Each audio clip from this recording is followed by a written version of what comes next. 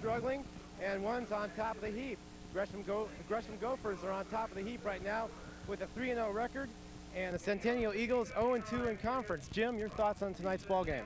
Well, as you said, we've got two contrasting teams right now. Gresham, of course, one of the top 3 teams as voted by the coaches in the early season poll, and they've certainly proved themselves with a big upset win last week over number 2 Oregon City, and they're one non-league encounter this year, so they're really coming off a great big win for them.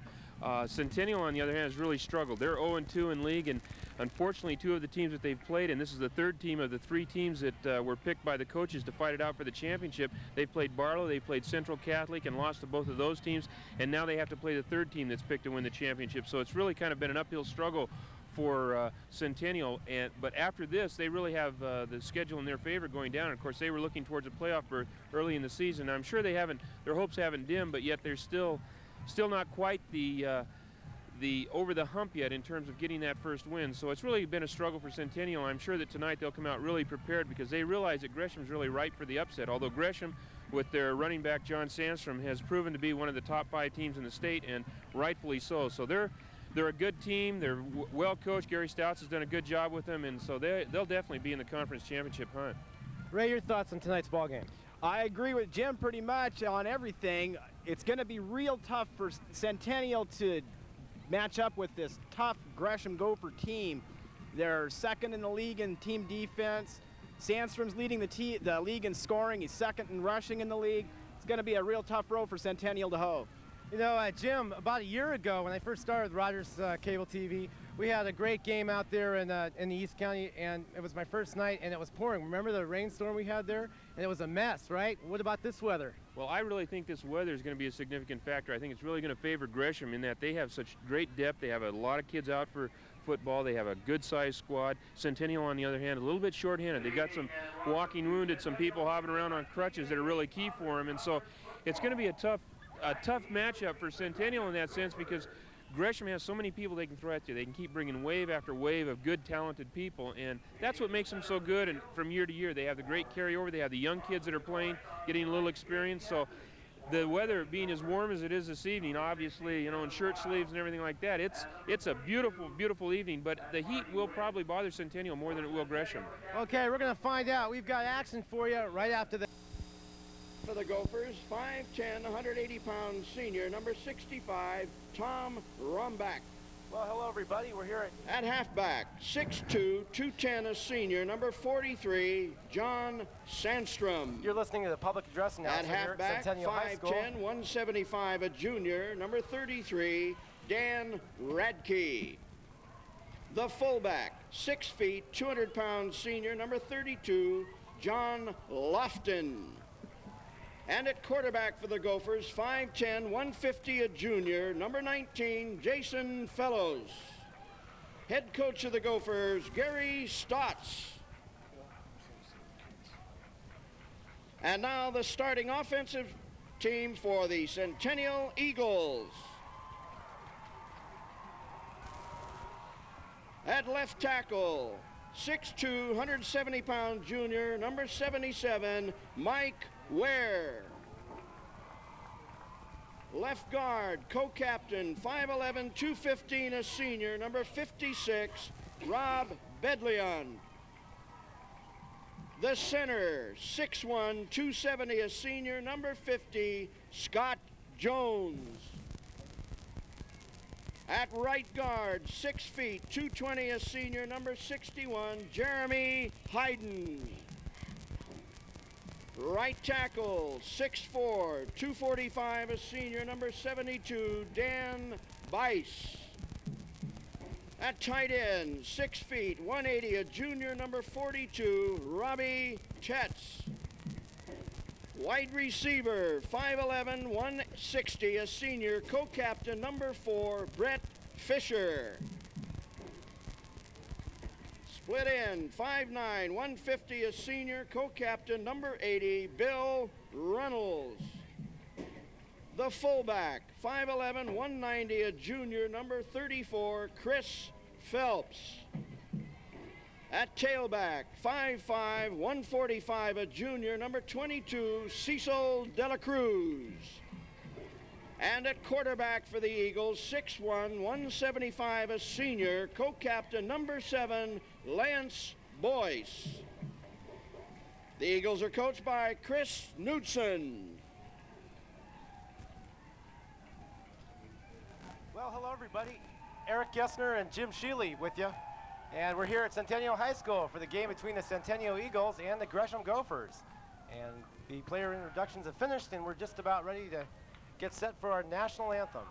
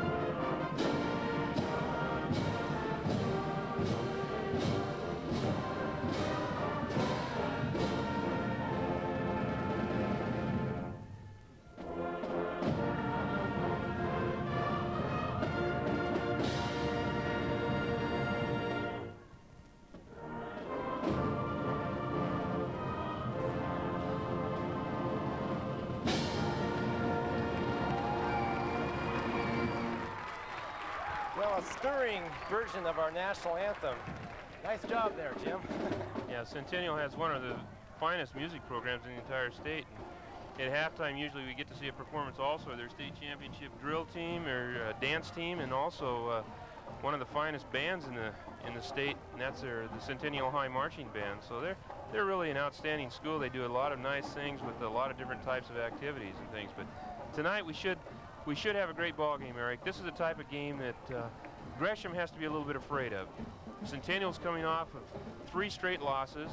They've lost their non-league encounter. To Bend, they've lost to Barlow and lost to Central Catholic, 2 of the best teams in the league. And now they're coming up against a team that is considered to be one of the other good teams in the league. And so, you know, it's a situation where they've got nothing to lose, really. They knew that it would be a tough road to hoe this first 4 ball games, and they've got really the rest of their season to look forward to. And Gresham, coming off the upset victory over number 2 ranked Oregon City in their non-league encounter, really is ripe to be knocked off. If they're not mentally ready, this Centennial team, as we've seen before, can play extremely emotional. If they do put together a great emotional effort, it's going to be a tough game for Gresham. Well, that remains to be seen. Should see a good ball game here, though. Yeah, I think what we'll probably see is something that's very similar that Centennial has seen in previous games, and that is a run-oriented attack against Centennial. Centennial does a lot of different things. They try to get the ball up in the air a little bit. They want to get their receivers downfield, and they've shown the ability to do that, although Boyce has had some trouble hitting the receivers that are open. On the other hand, Gresham with Sandstrom at the running back position is, without question, one of the top 2 running backs in the conference, and probably with he and Matt Jones from Central Catholic, probably the 2 finest running backs are as good as any 2 running backs in the entire state. So, you know, we should see a great running attack by Gresham, but they've also shown the ability to put the ball in the air. They have a couple people, Weil at quarterback, and then Hamilton, one of their receivers, is in the top 10 in receiving in the league as well, and so with 8 receptions. So they've got some folks that can get up and down the field with a little bit of speed as well. Well, Centennial has elected to receive, so The Gophers are going to kick it off right here. Just the start of the ball game. Glad to have you with us here. And we're getting set for the kickoff. Let's see what happens here.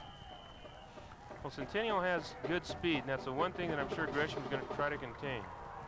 Okay, it's picked up at the 5-yard line to the 10, and then Runnels over past the 25-yard line, and looks like he's going to be buried at about the 32 or so, and the offensive unit will take over. One thing that we've seen with every game that Centennial has played, they have a great special teams unit, and they always seem to get good field position. It's just been the difficulty has been what they've been able to do at their field position, and they've always seemed to start off strong. They started off strong against Barlow. They had a great first drive, first time they got their hands on the ball and scored. They did the same thing against Central Catholic, and then they've kind of had some difficulty. So we'll see how Gresham handles And it. there's a pitch to the outside, and it's a good run there by number 22. That's Cecil Delacruz. Delacruz is really kind of their bread and butter man. He's a guy that's really got great speed. If he can get outside like that, they're going to give Gresham some problems. And Gresham, I'm sure, is going to have to make some adjustments. They're going to have to try to contain that. Had an opportunity to see Central Catholic play against Centennial, and one thing that Central did is they just totally dominated the outside and did not let them turn the corner, as we saw Delacruz do right there.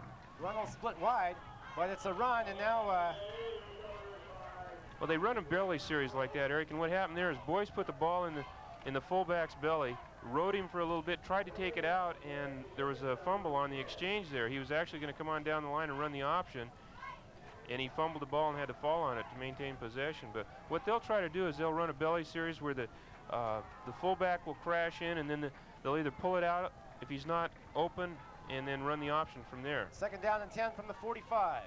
That's Boyce under center, number 7. And it's another handoff, try to get up the middle, and now Boyce ends up with the ball, and he's down again. Great penetration that time by the interior line. Mark Strand, the defensive tackle. That's one way to break up that option. You know, I talked about trying to contain it from the outside, but if Strand and his teammates from the inside can bust through the offensive line and get that kind of penetration, and before they can even get a step out to run the option, they can certainly destroy the whole concept right there. 3rd down 11, looks like there's encroachment on the line there. Flags are everywhere. See who jumped off sides there. Yeah, it looks like defense. Defensive encroachment. Okay, penalty on the play. Well, that's one thing that Gresham's got to be careful of, because in the previous games, Centennial has really worked hard with that particular type of thing. When somebody gives them a little bit of a break, they've always been able to try to do a little bit. We'll see here where the defensive line is anticipating the snap count, and they just jump a little bit early. Number 64, looked like he jumped off sides that time. Well, Gresham, you know, year in and year out probably is one of the 2 or 3, without question, best programs in the Mountain Hood Conference, and they just have an extremely strong program. They bring up young kids and do a good job. 3rd down and 7, play action fake, and it looks like Runnels, or no, that's Tetz with the ball that time. Tetz comes up with a catch. James Golden coming up from the secondary to make the tackle on that particular play, and probably saved a 1st down right there with a good hit. We'll watch here, and this is one of their bread and butter plays in terms of Centennial. They'll run, and then they'll run the ball in the option, and then they'll bring Tetz, the tight end, right over the middle, and Boyce will fake the belly series, start out on the option, then pull up and dump it over to the tight end in a short pass like that. And Tetz has done a very good job of receiving the ball this year and doing a little bit with it. That's about his 6th reception of the year, so they've gone to that tight end dump pattern quite a bit. Looks like it's going to be about 6 or 8 inches. And a little short there. So it's 4th down and 1. Let's see what Centennial opts to do here. Centennial gives you a funny look now on this punt. They actually shift into punt formation, so they come up looking like it, and if the defense is not playing good defense, they'll go ahead and snap the ball. It looks like they're going to go for it here. Go for it here. Gutsy call. And now there was some movement there. And pretty good job as a quarterback sneak. What happened was they went ahead and snapped the ball. The offensive line went to their knees, and the defensive line was waiting for them to go down in their 3-point stance, and Boyce simply received a quick snap and good deceptive play this time by Centennial. A nice quick snap, and you watch Boyce just follow the center. Center takes the middle guard one way, and Boyce just slips up for a couple yards and first down. Well, it worked, and that's what this offensive unit might need right here. There's another handoff through the right guard and tackle, and a few yards on that play. Down to the 35-yard line or so. Yeah, Chris Phelps now, their fullback that runs that on the belly series. You can see that they're concerned because they were successful with Dela Cruz getting outside. And watch the defense now go to the option man, split that seam right there between the guard and the tackle, and Phelps is able to step right up in the middle and make about 9 yards. And now there's a keeper by Boyce who gets a few yards on that play. So it's going to be a first down. And Centennial with an impressive drive so far, Jim. Really, looking Eric. good. And the thing that, you know, is impressive is they've used each of the options on their belly series. They've given it to the fullback, which is Phelps, up the middle, and he got about 9 yards. That time, Boyce kept the ball, stuck it in the fullback's belly, brought it back, turned up when he saw a seam, got about 6 or 8 yards, and then they've gone with Dela Cruz on the outside on the option. And there's a handoff to look like Dela Cruz that time. Not much there. That was a fullback. That was Phelps up the middle. That's their first option again. So they're really mixing up their options extremely well, and they're going to force Gresham to cover all of the options. We'll watch on the replay here, and we see that Boyce has to read this now. He puts it in Phelps' stomach, and that time it was a dive all the way. He follows his guard and then tries to get upfield with it. But he has the option. The other thing we'll see is a wing-back counter where he'll come back in right there. Exactly. There it was, right there. That was it. That's really one of the fourth options, or the fourth option off of that particular series is after they go fullback, quarterback has a chance to look up, and then they look for the option. Then they bring the wing back through on a counter action, or a little bit of a reverse action, and he tries to pick his way through the opposite side of the line. That was number 4, Fisher. All right, third down and 9 to go. 7:43 left in the first quarter. And now Boyce looking to throw, and now he gets sacked. Boy, that was a great job. That was John Sandstrom, the fine running back, but also he plays linebacker, and he was blitzing that time, and no one picked him up, and he just had too much speed. Got right on top of Boyce. Well, watch Sandstrom, number 43, come from his linebacker position. No one touches him. And he gets Boyce right there and very easily puts him down for a sack. Well, here's the punt. And kicks away out to about the 10-yard line, 12-yard line. Received by Gresham. And some fancy footwork there along the sidelines, and it could go all the way for a touchdown. No, he'll get dragged out of bounds around the 46-yard line or so, 45-yard line. Well, that was a touchdown-saving tackle that time by number 32, Ryan Davidoff. He was fortunate to tackle Nielsen on that because Nielsen had that whole sideline. He did a very good job of avoiding the first tackler, and then he picked up about 3 blocks, and he had that whole sideline with the exception of Davidoff, and Davidoff made a touchdown-saving tackle. First and 10 now for the Gophers, and they'll run their offensive unit here. That's Jason Fellows at quarterback. And there's a pitch to 43, that's Sundstrom. And he doesn't get too much there, a couple of yards at the most.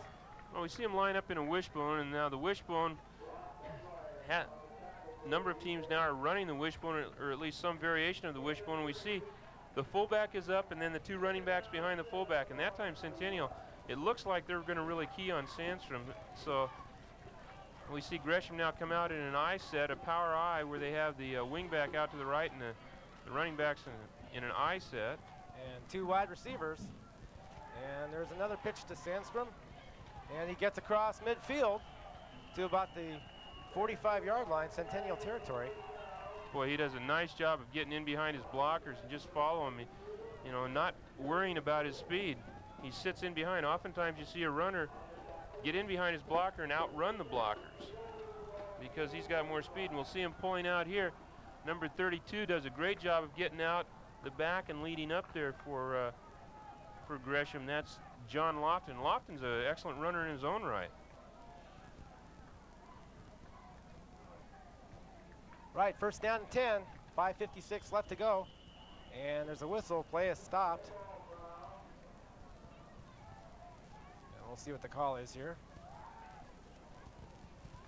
Looks like the defense anticipated a little bit the right end on Centennial. Kind of jumped before the snap and got caught in the neutral area. And of course in high school, as we mention almost every week, Eric, it's different than college and pros. In high school, once the encroachment is made or the plane is broken, that is that imaginary line in between the two teams at the line of scrimmage. Once that's broken, it's a dead ball foul. Play is stopped and then the penalty is marked off. It's not like in high school or in college and pros where even though they break the plane, they can get back as long as no contact is made. There doesn't need to be contact in high school for it to be a penalty.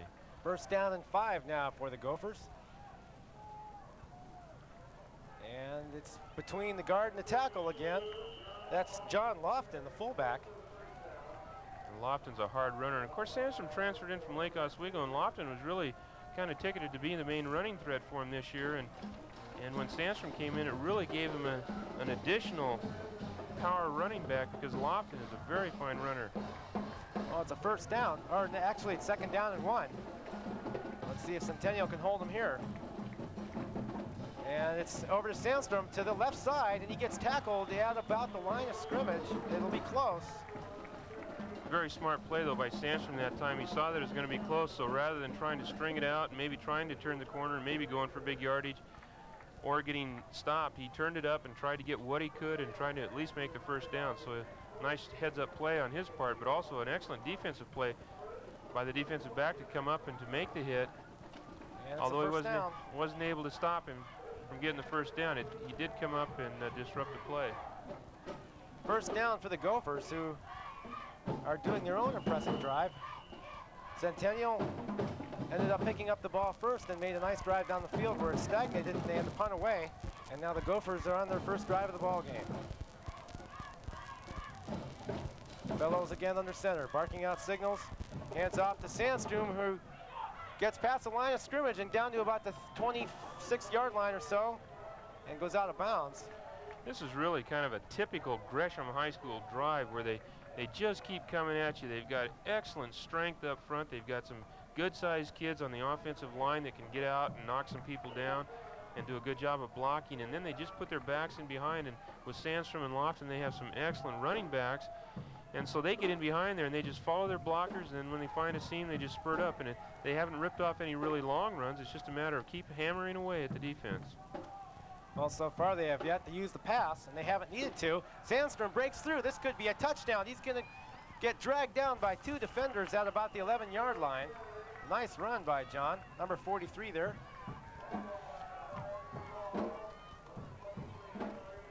He's been all over the field. Definitely one of the more impressive backs in the league, and the stats show it.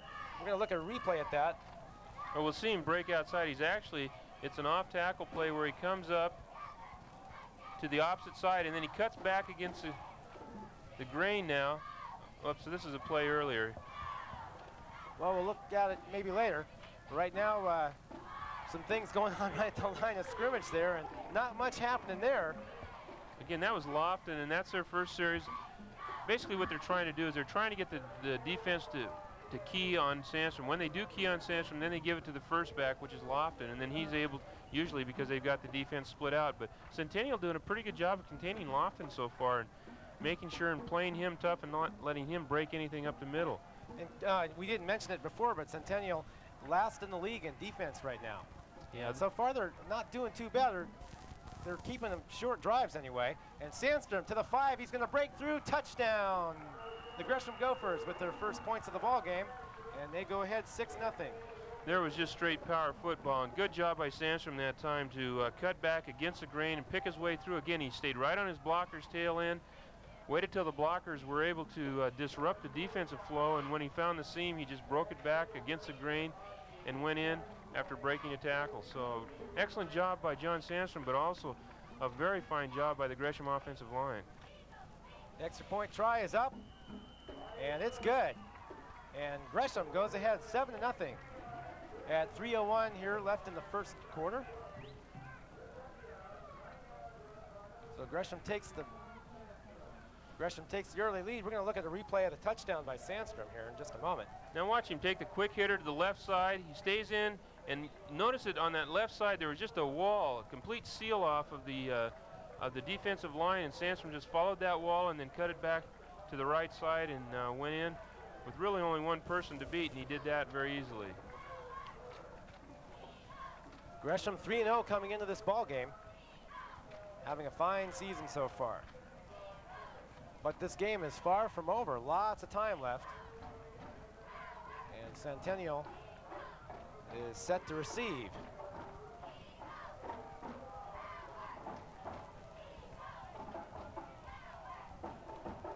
De La Cruz and Runnels are deep for Centennial.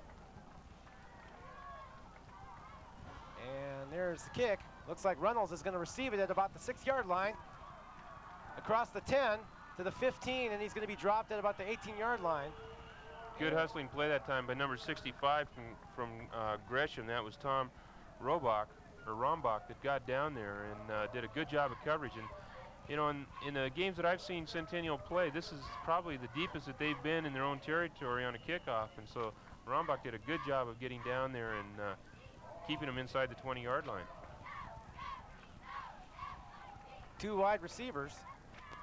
And looks like, whoa, I thought Lofton was going to take it, and it looked like the quarterback decided to keep it. It looked like a fake or somewhere the play got messed up. Well, I think, again, what we're seeing, Eric, is we're seeing such quick penetration by the defensive line of Gresham that they're just disrupting that belly series or the belly option, handing to the fullback that Centennial tries to run. And that time it looked like Phelps wasn't able to get the handoff, and so Boyce hung on to the ball just to, you know, try to save his life there, and actually maybe got about a foot or two on the gain, but that's about it. 2nd down and 9. And it's a pitch. It bobbled once. And around the corner is De La Cruz, and he gets to about the 31-yard line. Looks like we've got a flag in the backfield, probably some type of an illegal block or a hold. Yeah, it's holding in the backfield. Well, we'll call that one back. Watch now as they come out here, and the lead back will come out, and he'll try to strike a blow on the corner man, and right there we see number 21 from Gresham was actually grabbed and pulled to the ground, and so good call by the official that time, and it nullifies really a good run that time by De La Cruz. And again, that's what they want to do. You know, Centennial does have good speed, and they've got to utilize that speed, and if they can't, then they're frustrated and they don't get much accomplished offensively. But if they can utilize their speed, they're certainly capable of moving the ball against anyone if their speed is being able to be used. Well, they're frustrated now. The ball's at about the 8-yard line.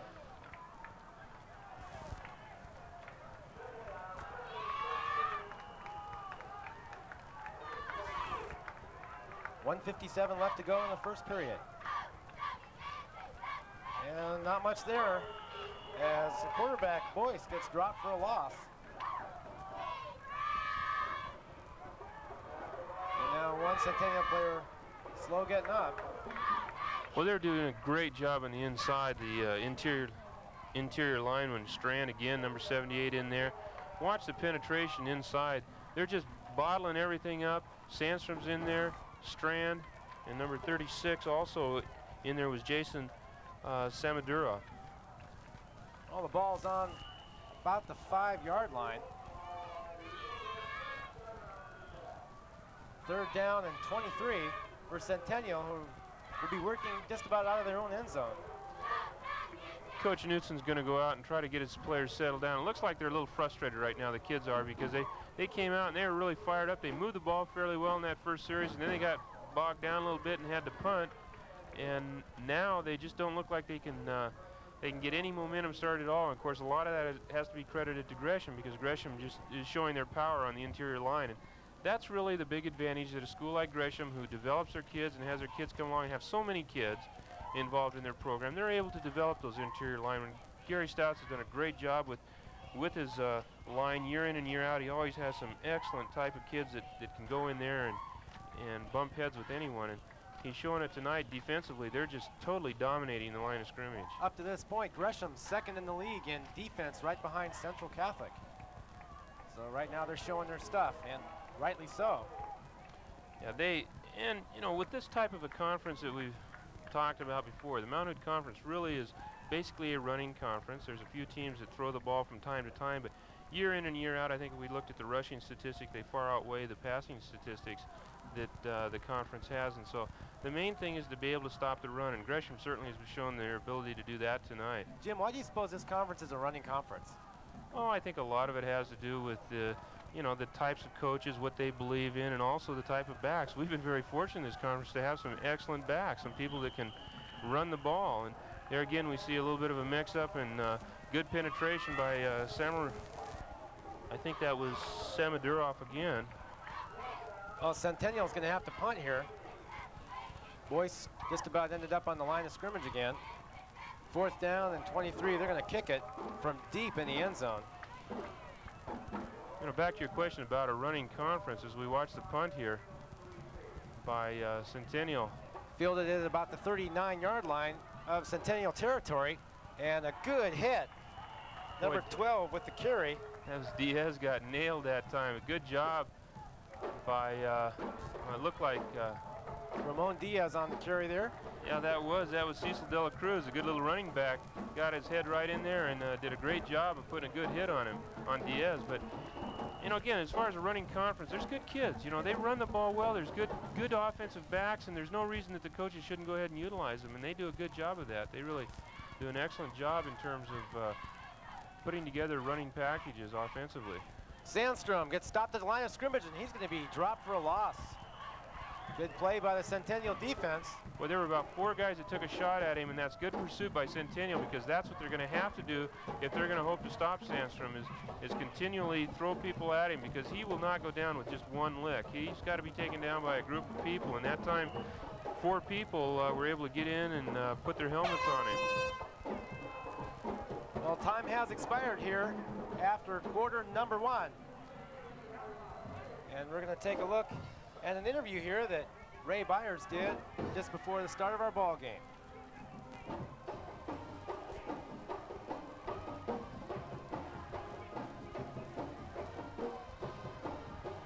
The director of the Centennial a cappella choir sang the national anthem before the game. Tim, a novel idea. Where did you come up with that?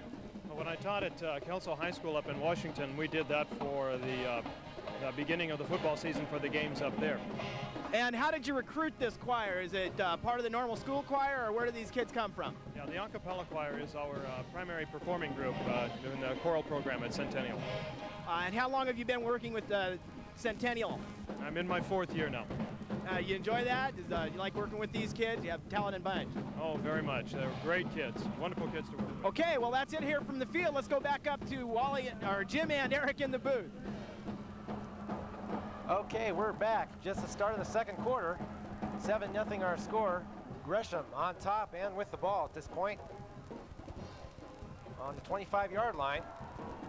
And there's a pass to number 88, who catches it in the end zone. Well, that was Hamilton. Nathan Hamilton. Nice play. Excellent throw that time by Weil. He just put that, just laid that ball right out there and did a great job of putting the ball right on the money. Jason Fellows to Nathan Hamilton. Almost looked like Jerry Rice there. Fellows just did a great job that time. Great job of putting the ball out there, and Hamilton did a nice job of catching the ball. I almost thought his momentum would carry him out of bounds on that play before he hit the end zone, but he was able to walk a tightrope there along the sidelines. The kick is up, it's good, and Gresham with a commanding 14-0 lead here with 11:54 left to go in the first half of action. Well, Gresham. Okay, right now we're going to take a look at another interview that Ray Byers did with the coach of Gresham. That's Gary Stotts. I'm here with head coach Gary Stouts of the Gresham Gophers. Coach, you tell me that one of your assistant coaches has a new hobby or another sideline he's going into? Well, yeah, Joe Malone, our offensive line coach, is running for city council here in Gresham. Wonderful. Well, back to the football. You've just come off a big upset of Oregon City last week. How do you plan on keeping the emotions going for the Centennial game tonight? Well, our kids know that this is a league contest, and Centennial always plays us tough, and they better be ready to play emotionally and mentally. All right. Well, that's it from here down on the sidelines. I'd like to thank you very much, Coach. Good luck tonight in the game. Thank you.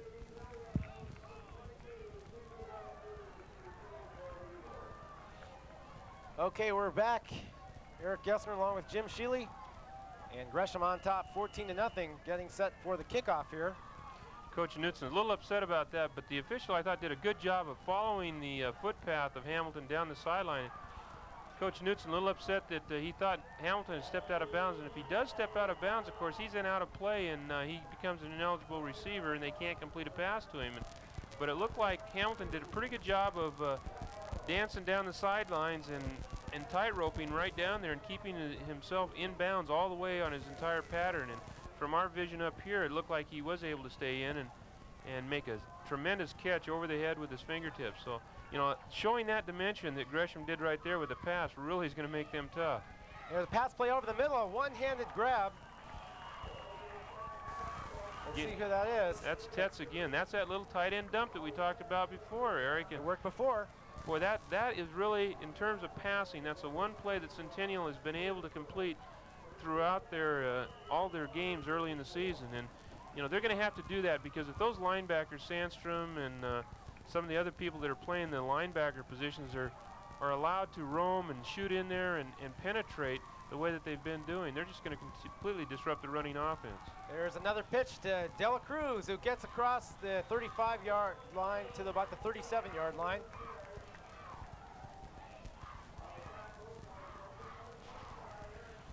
That was, watch Eric Nielsen here, number 25 from Gresham, come up and on the replay here. Watch him fight off the block.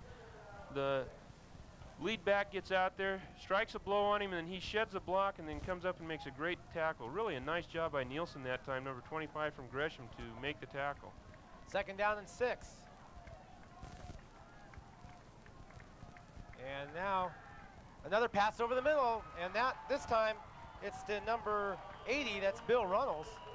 Nice job. The ball, it looked like it was tipped a little bit, but Runnels did a great job of concentrating and watching the ball. It's pretty tough to watch the point of the ball that the receiver coaches always tell you to do. We'll watch it over the middle here, and Boyce just gets nailed as he lets go of this ball. Right there, he gets hammered pretty good, and his arm was hit and the ball deflected a bit as it left his hand, but still maintained a path, and Runnels did a good job of catching it for the first down.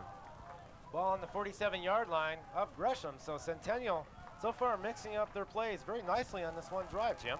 Yeah, if they can continue to throw the ball and complete some passes, they're going to cause Gresham to loosen up a little bit. And there's a fake and good penetration by the Gopher defense, and a tackle by number 74. Great play by Sean Smith, or Troy Fuller. Troy Fuller, yeah, came right in there untouched. Well, it looked like it was going to be a rollout to the weak side and somewhat of a fake bootleg type action, and so Boyce was basically on his own out there, and Fuller did a good job of reading and staying at home. So often when you see something like that, the end will crash down and come inside, and then the quarterback gets outside of him, but Fuller did a great job of making the sack. 2nd down and 21. And another pass and a nice tackle by number 20 of Gresham. That's Mike Snook. Boy, he came right in there. Didn't allow too much on that one. I guess I anticipated Gresham's prowess on offense, you know, especially Centennial struggling a little bit defensively, Eric. And as we watch the replay on this and we see them throw this little flat pass out to De La Cruz, hoping that he can use his speed to get outside, we see number 20 come up there and Mike Snook and make a great defensive play. The thing that has impressed me even more so than their offensive ability is their defensive ability. They really come at Centennial. They are really a tough defensive team, Gresham is. 3rd down, it's a throwing down, and now Boyce is having a hard time. He gets away from one defender, and another one, as a good block is thrown there. A lot of running around and spinning the wheels in the backfield there, but not much. Well, he ran about 35, 40 yards to get a 2-yard, 3-yard gain, and that's, you know, that's Boyce just running for his life, and he really does a good job. You know, he's a good athlete, and we watch him. This is an exciting play, not real productive, but it is exciting. And he almost got away. Boyce just scrambling for his life right here, but Gresham does a good job. You notice that people keep him hemmed in and don't let him get outside. Well, there's a punt, and it's a fake reverse punt. Reverse on the punt. That was Diaz again, got nailed. They faked the reverse on that situation, and then Diaz kept the ball that time and ran up the sideline, but Centennial did a good job. And you know, on your punt coverage team, and we mention their special teams quite often, but Centennial does really good job on special teams. But on their punt coverage, what you try to do is fan out and make every one of your players take a lane and not be knocked out of that lane, because if you get knocked out of the lane, then there's a seam for the returning team to run, and Centennial did a good job of coverage that time. Well, Gresham has scored in their first 2 drives. Let's see if they can do it on their 3rd one here. Ball gets out to about the 38-yard line or so on the first drive. That was Eric Fleury carrying the ball, so they're mixing it up a little bit in terms of their running backs, giving a number of people an opportunity to carry the ball, and I think that's tougher on Centennial because, as we mentioned at the beginning of the show, Gresham has a lot of folks, and they can really continue to throw fresh bodies at you on time and time again.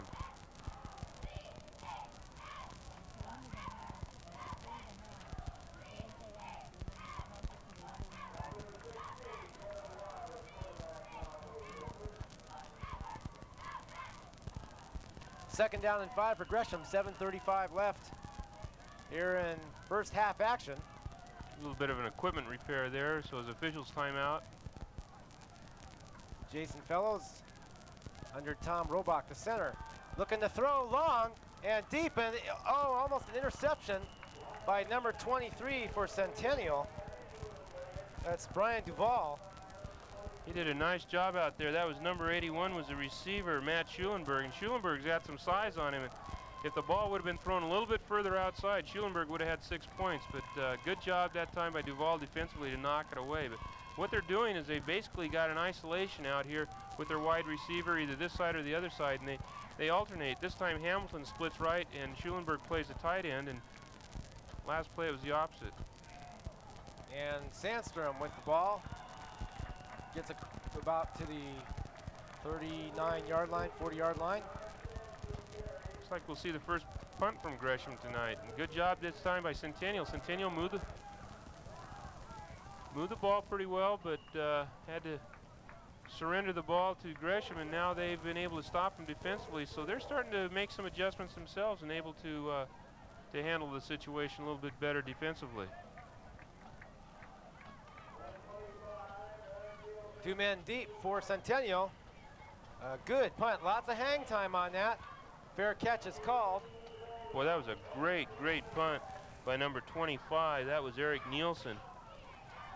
He's also their PAT kicker, but boy, he really put a nice spiral up in the air. Did not allow Centennial to get the run back, and of course that's the thing. Centennial with their good special teams, if they can get a run back, usually they get pretty good field position, but Gresham didn't allow them that time. Well, Centennial start from the 26-yard line. Let's see if they can get something going here. 14-0 our score. And Boyce again takes a snap and a little toss. Oh, a nice hit there. I think that was Dela Cruz again who got hit. James Gold, number 21, came up and gave him a lick. But Gresham just recovers so well right now on defense. Whenever Centennial does anything, we'll see this. This is actually a lateral. It's not a pass, it's a lateral. So if you were to drop it, it is a live ball. But a good job here. Number 21 comes up, but also 36 in on the play as well was Jason Samadurov. Second down and 10. Quick snap over the middle. And now, let's see, that's Tetz, I believe. I think that's Runnels from the outside. Runnels from the outside, okay. Broke a few tackles that time and made some good yardage for a first down. Well, this will be a good one to watch on the replay. Gresham basically is defending the run, and their defensive back is playing way back, and that time Reynolds just takes 2 steps and cuts across the middle, and he's wide open, and Boyce does a nice job of getting the ball to him. There we see the same thing coming from the other side. And now some words being said, but looks like Reynolds a little hot under the collar there. Well, he thought he caught the ball, but the umpire, the official that stands right behind the line of scrimmage, had a pretty good view of it that time and said that it hit the turf before he gained possession. Second down and 10. But we can see now a little bit of a change of philosophy by Centennial. They're going more to the quick passes, trying to take off some of that pressure that Gresham has applied on Boyce. Boyce taking about 3 steps back, and looks like there's flags on the play. I think the defense jumped off sides, but we'll wait and see what the call is. Not a bad move, really, by Centennial. Actually, a very good move in terms of mixing up their signal cadence, because Gresham has just been able to tee off and go in there and with their strength just totally overpower the offensive line of Centennial. And so what Boyce is doing and Coach Knutson's having him do now is mix up his signals a little bit so that they don't always go on the same count. And And Gresham, anticipating that same count, is just chomping at the bit, trying to get in there a little bit early, and consequently they're breaking that plane and being called for offside. This is about the third time now that they've encroached. 2nd down and 5 from the 45-yard line. Boyce again under center. And another pitch to Dela Cruz, who gets spun around and gets tackled almost to first down territory. Not quite. I think he's about a foot or two short, but a nice effort. Boy, he's a tough little kid, I'll tell you. He gets in there 5'5", and he throws every ounce that he's got at those defensive tacklers. Well, watch him here. He gets bounced pretty good when he comes out and right on the corner. Bounced pretty good here, but he spins away and picks up about 3 more yards and puts it pretty close to a first down. Spun around like a top that time. Now they got they're 3rd and short here, so we might see anything out of them. 3rd and short, and the quarterback sneak. Nice job again. They've got Gresham going right now in terms of the momentum. You can see just a little bit of a pickup in the emotion of the Centennial kids. They know they can move the ball on Gresham, and the big thing they've got to be careful of is they don't want to hurt themselves with penalties or mistakes in their offense, and that's something that's hurt them in their previous games this season. If they can avoid those, well, then they can. They're capable of moving the ball on people. Gresham on that last play, they didn't even react to that. They just kind of let the quarterback Boyce just kind of fly over the top, and the ball's dead. First down now and 10, 4:34 left to go in first half play. Play action pass, and it's a lateral. I believe, no, maybe not. The ball's called dead. That'd be an interesting one to watch on replay because that looked pretty close to a lateral to me. That really did look like it might have been a live ball, but the official ruled it right away, and so there was no question in his mind that it was a forward pass, but that comes out pretty close. That one you've got to be careful of. Boyce has got to drill that thing in. He's got to drill that into that back swinging out of the backfield. 2nd down and 10 from the 49-yard line. Boyce with a quick snap to Runnels and a quick toss, and play is stopped. Well, they've obviously read now that Gresham is going to lay back about 8-9 yards. They're playing back off of the wide out receivers, and consequently they're giving them that quick look-in type of a pass, and they're picking up 3 to 5 yards on each time they complete that. And if they continue to allow that, of course, Centennial is going to begin to gain confidence in their passing game. And Boyce doing a good job of putting the ball right on the money, and Runnels doing a good job of catching it. All right, from the 45-yard line of Gopher territory. Another play-action pass. Tetz gets drilled, but he catches the ball. Well, that was Fisher. Yeah, that was Fisher out of the wingback position that time. Really a nicely conceived play. They ran Runnels down deep to draw the defense with him, and then they took the wingback that was split to that side, or in tight on that side, and just ran him out in the flat area. And boy, watch Fisher here. He does a great job of concentrating. He gets drilled as he catches the ball. As soon as he catches it. But he does a great job of concentrating and catching the ball. Oh no, a fumble. Centennial falls on it. Looks like they'll get it back. Fortunate there, Eric. That's the thing that I mentioned just a little bit earlier. The one thing Centennial has to try to avoid is mistakes that will hurt themselves, whether it be a turnover, interception, fumble, whatever it might be, or a penalty. And that's the thing that's hurt them early in the season. I think right now that Centennial offense is rushing things just a bit. If they slow up the pace a little bit, I think maybe they can move the ball just a little bit better. It looked like that last play was a little rushed. Well, they're excited. Obviously when you start moving the ball on one of the top teams in the state and you realize that, hey, guys, we were capable of doing it, the old adrenaline starts flowing a little bit fast. 2nd down and 12 from the 37-yard line. And Boyce in trouble, throws to Fisher, who drops it in and out of the hands. Probably a little bit of seed was planted the last time that he caught that ball. He got drilled pretty good the last time, and this time he just took his eyes off of it a little bit, looking for that defensive back coming up to make the stick on him, and that's what a good defensive back will do. He'll let you have the first one, but he'll make you remember each one that you catch. Boyce got that one away just in time. He was throwing from a crowd that time. 3rd down and 12, 3:05 left to go in our first half. Big play here. It could be the biggest play of the game for Centennial, and it's up the middle. That's 34 Phelps, who gets a first down, I believe, or he's close to it anyway. Well, Dela Cruz that time on the draw play, and Phelps was the guy leading him up there and did a good job of blocking, but they had everybody fooled, Eric. They had us fooled up here. Great play call that time by Coach Knudsen. Just an excellent play call. Boyce did a great job of carrying out the fake. He went back, and everybody in the stands and on the field thought that for sure he was going to throw, but Dela Cruz came on the draw play and did a did an excellent job of picking his way upfield. Of course, a little guy like that, 5'5", can sit in behind his blockers. Pretty effective on a draw play. You don't see that he's got the ball. On the 24-yard line. And not much that time. Looks like Boyce had the ball again.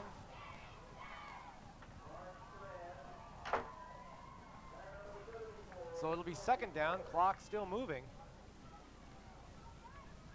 Well, with 2:20 now left to play here in the second period, we'll watch again, and here the belly series. Boyce isn't quite sure here. They stack it up. He probably would have been better off to go ahead and give it to Phelps that time, the fullback. He had a fairly decent seam to run up. Second down and 9, a quick pass, and I believe somebody got a hand on it. Gresham starting to figure out a little bit, and the lineman that time did a pretty good job. What you want your offensive lineman to do is to fire out usually a little bit lower when you have a quick pass like that, so that the defensive linemen have to put their hands down on the offensive lineman to protect themselves. In doing that, they can't put their hands up to block the pass. That time, Gresham defensive line kept their hands up and were able to deflect the ball at the line of scrimmage. So a good job defensively to make the adjustment on the pass play.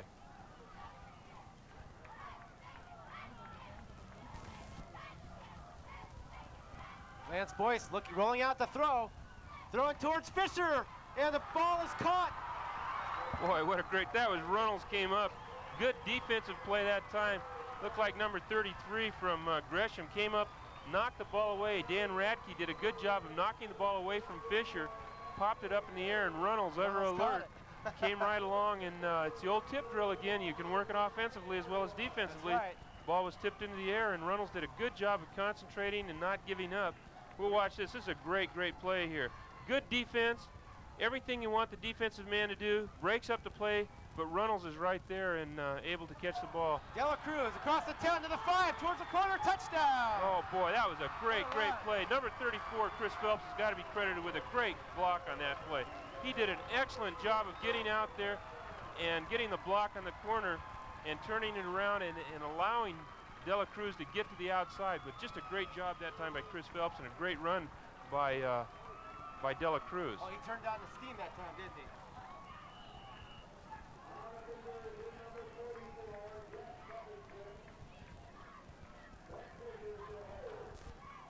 Okay, we're going to look at the extra point here. Fisher will hold. The kick is up. And it is good. Boy, We've got a new ball game here, 14-7. that was just an excellent drive by Centennial. They mixed up their plays extremely well. Number 44, we might mention, was Jeff Buffington that made the extra point kick on that play. Really thumped that ball clear out onto the track. But, you know, Centennial has shown time and again that they're capable of moving the ball against good teams. They've done it. They moved the ball against Barlow. They moved the ball against Central until Central just totally dominated them in the second half. But they've been able to do it. It's a matter of consistency, and a lot of that has to do with the number of kids that they have. They get a little bit tired and worn down, and they can't quite maintain the type of drive that they have every time that they have a good drive. But you know, it's a situation where time and again Centennial has hurt themselves. That time they went down, even though they fumbled once, they got their own fumble and they were able to avoid the turnover. So when they're able to avoid those costly mistakes, they certainly can move it on anyone. Well, and the lucky break helped too on that one catch. It's always nice to get one of those going your way. It can turn the ball game completely around, and it just may. 1:42 left to play, first half. And it's a squibber on the ground. Little short kick there. And number 15 for Gresham is tackled. Bob Green caught the ball and ran to about the 33-yard line where he was tackled. And the ball will be spotted there. It looks like there's also a face mask penalty. Let's watch on this tackle here. Pretty good coverage down here by Centennial. See number 33 come across, and there we see a hand on the face mask, and they call the face mask 15-yard penalty. 15 yards. Could be a costly mistake right there. That was number 33. A good job of coverage, though, as Brandon Shomas did a good job of getting across, making the tackle, but he's got his hand on that face mask, and anytime you do that, it's 15 yards. Now that's something you've got to be careful with a team like Gresham, because they've shown the ability to pass, and if you give them an opportunity now right before halftime, that could really swing the momentum in their favor. Well, a minute 25 and counting. And it looks like we have a new quarterback in the game. That's Devin Weil, who has some pretty good passing statistics. So obviously, it looks like Gresham's going to go ahead and put the ball up, maybe try to move the ball down a little bit. Devin, 6'2", 178-pound senior. Well, they've got two fine quarterbacks in Fellows, who's a junior, who's been playing up to this point, and then Weil. So there again is that depth that they can pull a couple people in to play the same spot. And Weil with the handoff to Sandstrom, who gets across midfield and gets tackled at about the 46-yard line. I think Centennial would be happy right here just to hold him. Oh, I'm sure they would be, and keep it close. Gresham's kind of taking a little bit of time. I'm not sure. I think they want to hurry up a little bit, but we'll watch the replay. The draw to Sandstrom right here. Threads his way through, picks up about 6-8 yards on the play. 3rd and 4 from the 47-yard line. Sandstrom again around the outside, and he'll get knocked out of bounds. Looked like a no gainer that time, so it looks like maybe Gresham is going to be content to go ahead and run out the clock, although it's stopped right now with the out of bounds.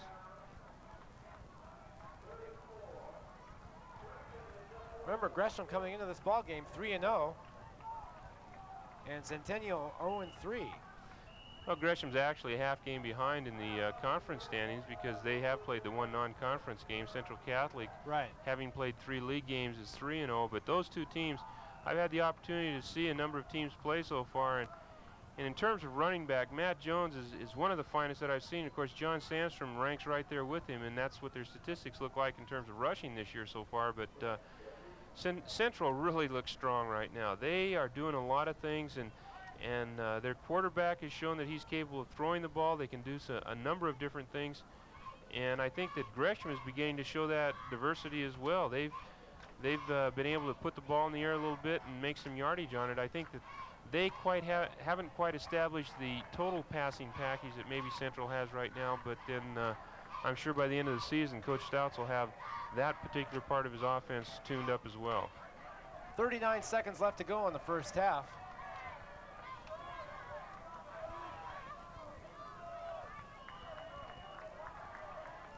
It'll be interesting to see here. It's 4th down now and about 4 yards to go, whether they try to punt it, whether they just try to run it. I would think that maybe what they're going to try to do is to draw Centennial off sides. And if they do get penalized, fine. If they don't, and there we go. There we do. Boy, you called that one. They were able to draw him offside, and consequently that'll give them a first down and either allow them to run the clock out or go ahead and go for it. But what they did is they lined up with a flanker out to this side that was about 4 yards deep on the line of scrimmage, and Centennial was in man-to-man coverage. And number 81 that time, Ty Donahue. Ty Donahue came up and was going to play a little bit of bump and run, nose-to-nose defense, and again, he broke that plane when he came up and lined up on the outside receiver, and it was a encroachment penalty, 5 yards, gives him a first down. That's a tough break for Centennial right now with the momentum going the way it was.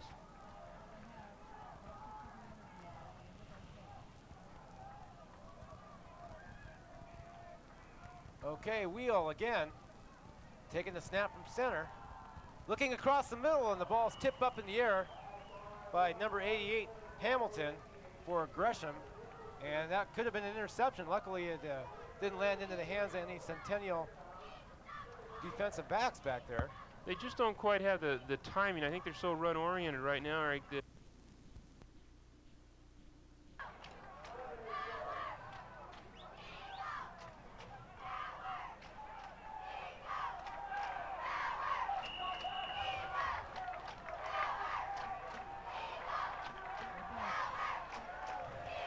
18 seconds left to go in the ball game, and Centennial with the ball on the 22-yard line.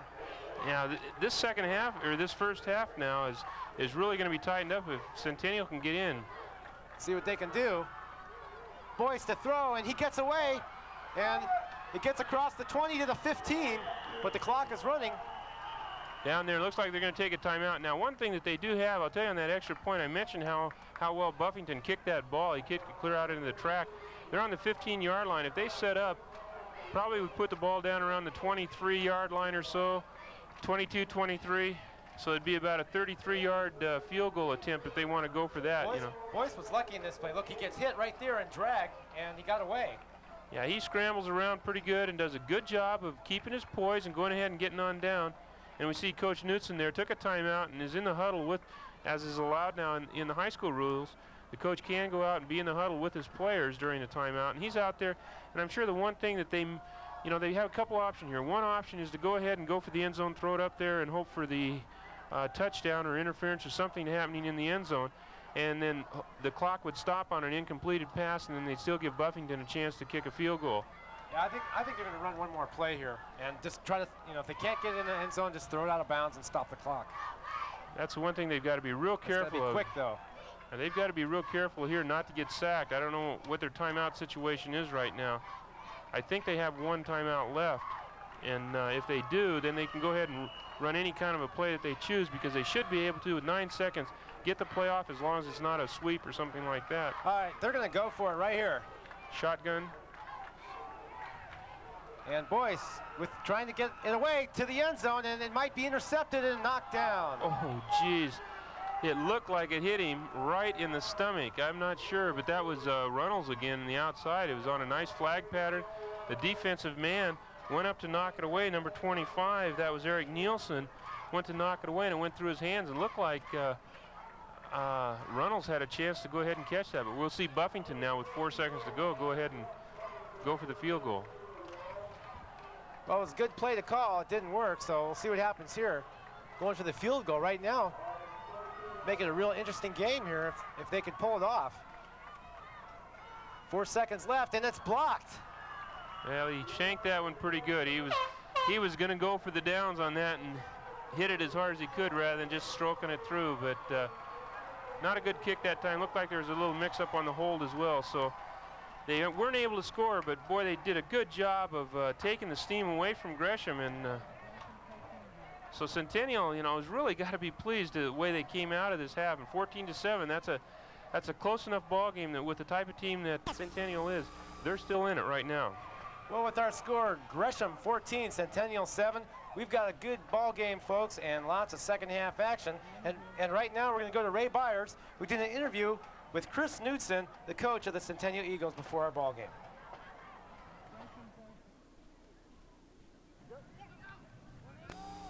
I'm with Coach Chris Knudsen of the Centennial Eagles. Coach, what are you going to do to get up against this tough Gresham Gopher attack tonight? Well, we hope to defensively stop their inside running game. We think, number one, that's a real key for us. Number two, we want to try and force them wide and hopefully just force them right to the sideline, let some of our speed from the secondary come up and make the tackle. Offensively, we're going to try and get outside of them, mix in a short, high-percentage passing game, and try and use our option attack and try and get wide on them. Sounds very good. Who should we be looking for tonight? Who's going to be the keys to the attack?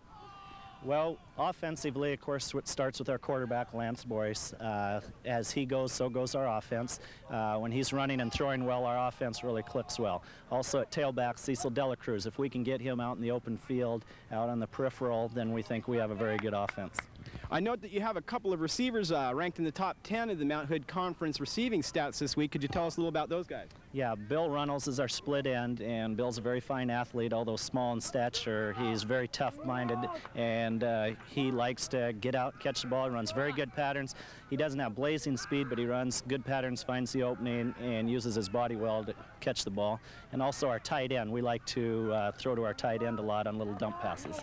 All right, sounds very good. Who should we be looking for on defense that's going to play a big part tonight? We have to have a good play from our linebackers, Robbie Tetz and Jerry Fuel. And if they have a good game, step up and stuff the inside running game, then we're going to be in good shape. All right, sounds very good, Coach. Thank you very much for your time. Good luck in the game tonight. That's it from here, and let's go back up to the booth.